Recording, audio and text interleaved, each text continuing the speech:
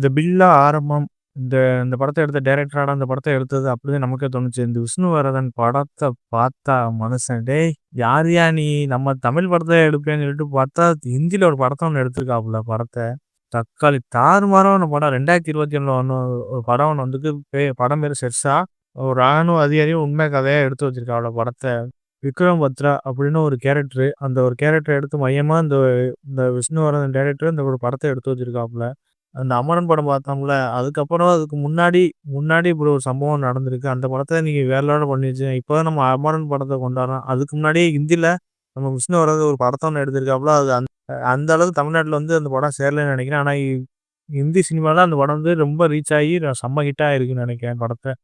இதுல என்ன கதைன்னா, அ ஹீரோவுக்கு சிறு வயதிலேருந்து ராணுவத்துல போய் சேரணும்னு ஆசை. ஒரு பக்கம் லவ் பண்றாப்புல. லவ் பண்ணி ஆமா குறுகிய காலகட்டத்திலேயே ஒரு எப்படி சொல்றது, வேலை பார்க்கறத பார்த்து அவருக்கு ஏகப்பட்ட ப்ரமோஷன் வருது. அப்புறம் வந்து ஊருக்கு வராப்ப, ஊருக்கு வந்துட்டு கல்யாணம் பண்ற மாரி எல்லா ஏற்பாடும் நடக்கும். மறுபடியும் ஒரு காலகட்டத்தில மறுபடியும் அவர் வந்து வேலைக்கு போய் சேர்ந்து, இந்த மாரி ஒரு தீவிரவாதி கொல்லணும் அப்படின்னு ஒரு பக்கம் போகுது. கடைசியா அதுக்கடுத்து என்ன நடந்துச்சு அப்படின்னு ஒரு கதைய போட்டு வச்சிருக்காங்க. கதைய பார்த்தா நம்ம மேலோட்டமா தான் இருக்கு. ஆனா அதில போட்டிருக்க எஃபெக்ட் ஒண்ணு இருக்குல்ல கைஸ். கண்டிப்பா சொல்றேன். தாறுமாறான ஒரு எஃபெக்ட்டு. இதுல நடிச்ச ஹீரோ, ஹீரோயினிலாம் வேற லெவலு.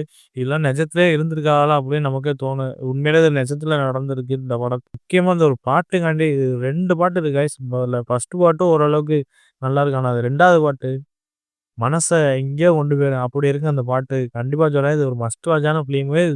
கடைசில நம்ம அழுக வச்சுருவானுங்க படத்த. இந்த படத்துல நடிச்ச ஹீரோ, ஹீரோயினி இதெல்லாம் வேற லெவல்ல நடிச்சிருந்தாங்க. இந்த ஒரு கேரக்டராவே வாழ்ந்திருப்பாங்க அந்த படத்துல.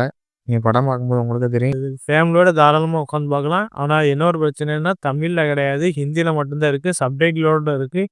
கண்டிப்பா ஒரு மஸ்ட் வாட்ச்சான ஒரு ஃபிலிம் கைஸ். கண்டிப்பா சொல்றேன். நம்ம விஷ்ணுவர்தன் டைரக்டருக்காண்டி நம்ம இந்த படத்த பார்க்கலாம். படத்துலருந்து பிஜிஎம்லேருந்து எல்லாம் சூப்பரா இருக்கும். கண்டிப்பா நீங்க படத்த போய் உட்காந்து பாருங்க கைஸ்.